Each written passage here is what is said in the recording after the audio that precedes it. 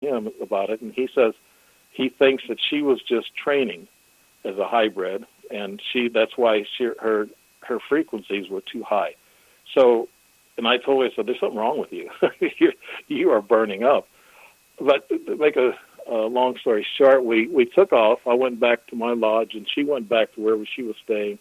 The next day, we met at a breakfast place about 9:45, something like that, and she sat there and she was looking around at these people, and there's only about 20 people standing around waiting.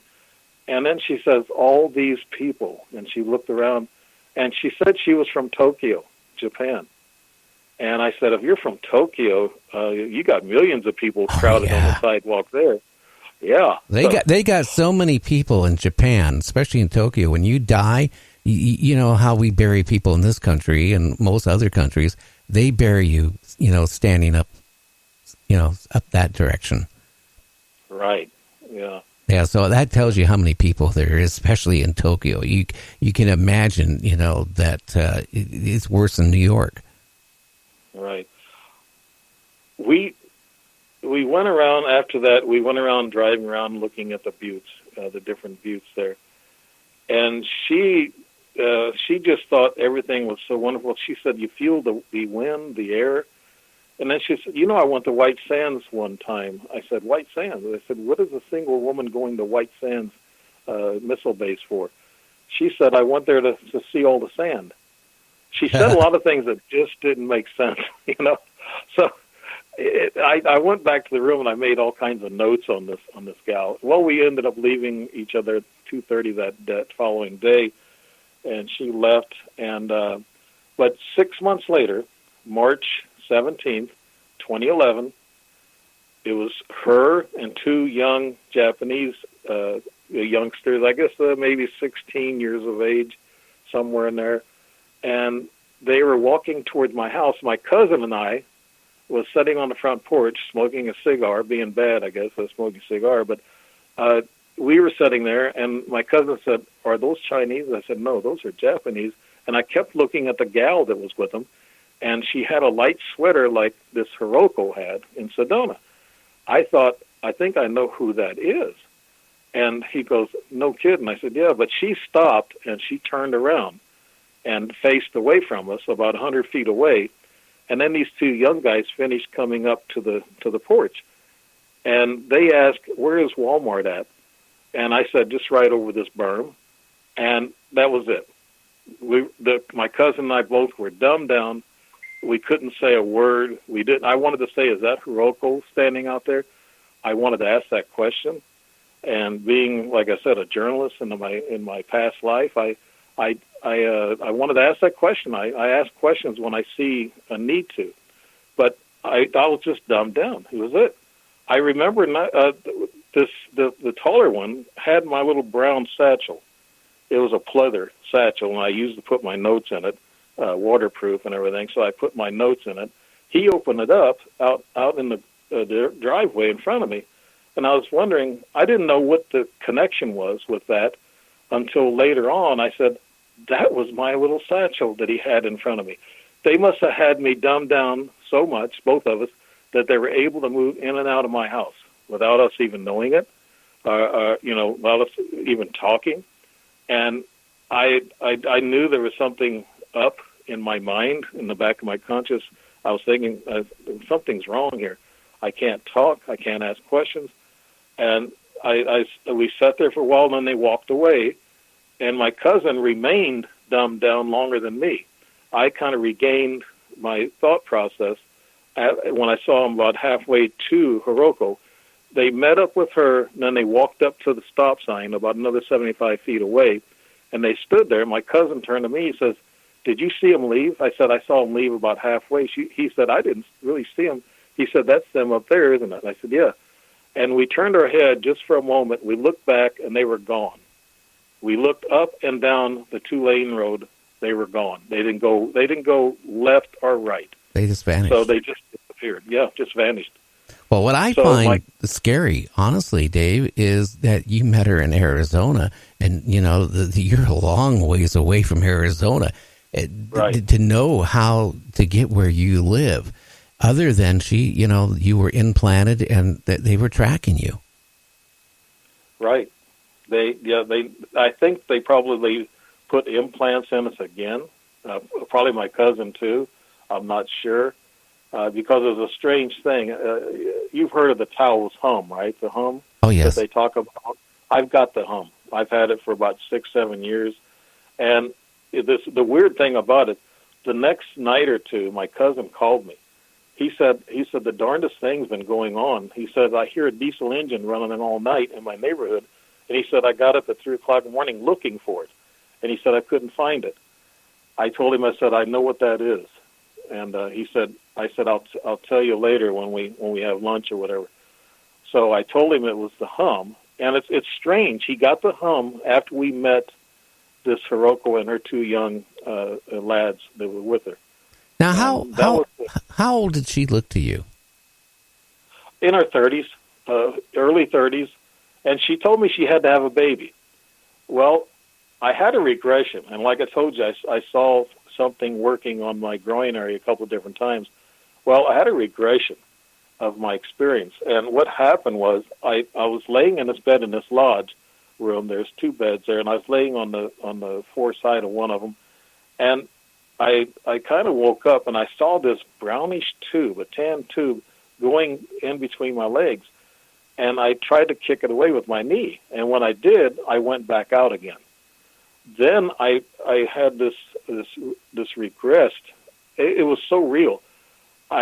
Somebody had me by the elbow, walking me back and forth in that room, in that lodge room, and I saw a little table to the right of me, and I saw 2 beings. I don't know who they were.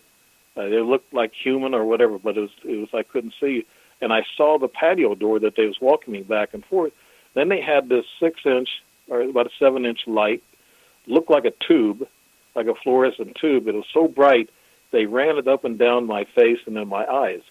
And while they were walking me, why they had to walk me and do this at the same time, maybe because that stimulated the blood circulation to the brain, and that way they can erase your memories through the optic nerve with that light, because they do work with light frequencies in a lot of things. Oh, I do. I think they also use it to basically, when they come into somebody's bedroom or whatever, for you don't see them too. Right. Yeah, it's. I felt that that's what they were trying to do. So the next following year, I went back to that lodge room. I asked the manager, "Can I have the same room?" So I went back and used some of my investigative skills, and which I probably forgot a lot by that time, but I did remember this. I took pictures of the room, back and forth. I walked the room, I took pictures, and it didn't dawn on me until I saw the pictures, and I said, that's exactly what happened. This room, I was walked back and forth, and there's the patio doors, there's the little table, and I said, wow, that really, I confirmed my belief that this regressed event was actually true, or whatever, and this Japanese gal had something to do with it. So when she said she needed a baby, and since they've been following me around for years, and they've got me tagged several times, I guess she figured that she'd get the semen from me and then have the baby that way. I don't know, but that also showed up in an abduction. Now, you have not had any contact or seen her since that time down by your house? No, I haven't. I actually, there was an email that she gave me, and which is weird. I think this is an email that goes nowhere, and I wrote her. She wanted pictures of me and us together. That was very important. After she got her pictures, she kept writing me. I mean, she stopped writing me, I'm sorry, and she didn't answer the emails. And every once in a while, the past few years, I've always tried to shoot off an email. Well, it never comes back undelivered, but I don't get an answer. And then I turned up here a few months ago. I tried that, and what happened was in the CC box, there was 3 names of guys, 3 guys' names, dot something, something. I can't remember the total address. And every time I tried to put her email address in there, that CC popped up, and I couldn't delete it. I could not get rid of it. So now I don't send them anymore because I think these three names and this dot so-and-so is going to some NSA office or something. That I don't know. It's a possibility. That is so scary, that go through what you went through. And you're going to have to live with that to the day you die. You're looking around quite a bit, every little thing that you notice. And my wife has noticed little things since we've been married for 7 years, just about now. And so she's noticed things, and she's been scratched on the back, like some DNA samples taken off her middle of her back, and there was a brown spot that didn't go away for a long time, and she showed it to a couple of dermatologists. They didn't know what it was. It was like a scrape, and she said she's felt, somebody touch her leg or her shoulder, and she said, and sometimes when she said she would hear something, she'd wake me up. She'd say, "I think your buddies are back." So she's a believer, and this is a woman who's an academia person herself. She's got a master's, CPA, and she was far removed from UFOs or any of this type of thing, and she become a kind of a believer, not kind of, but a believer, being with me for these last 7 years. Well, yeah, I certainly would, because you've had a lot of interesting stuff happen to you.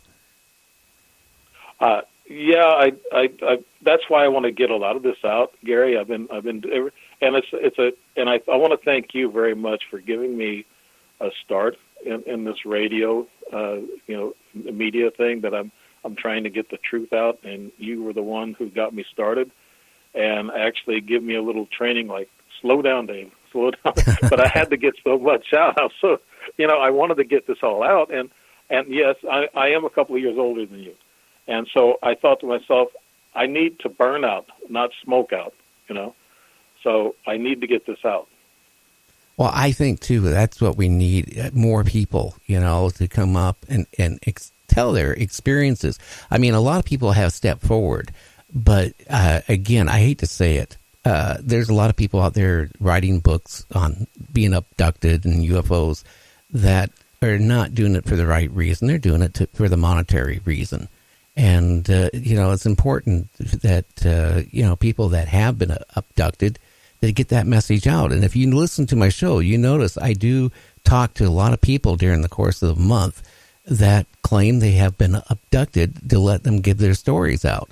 And they all are pretty much the same, so unless they're listening to other people, I believe a lot of these people, what they're saying. Right. I don't have a book to push right now. I've been doing this radio thing for like 2.5 months. You probably remember when I started really doing this. I was in a local AM radio station. I'd done, 6 15-minute segments on UFOs. That's the only radio media that I put out there. Otherwise, I had these little meetings with MUFON groups and things like that, like small potatoes, But being on a media like this to get the word out, there could be something that I'm saying that somebody else can connect with and say, wow, that's what happened to me. And like I said, that second implant that I found looked like a little charcoal piece. It was kind of rough looking, and it looked like about a year or two later, I was investigating these things that Dr. Lear was taking out. And I saw, and it was Daryl Sims posted them too, and I looked. I thought, that's exactly what mine looked like. I didn't know this until about a year or a year and a half afterwards, after the fact. But I felt it was an implant. There was something weird about it because I had the UFO experiences, especially with this Japanese gal and all this. But I think that's what got me into my biggest abduction experience. Could have been this thing with having a baby and with her wanting a baby. Yeah, that's what I find really interesting. What I still find interesting, that how she singled you out, in Arizona, and then all of a sudden, like I said earlier, coming to where you live. You're not just like in the same town. You're across the country. Right.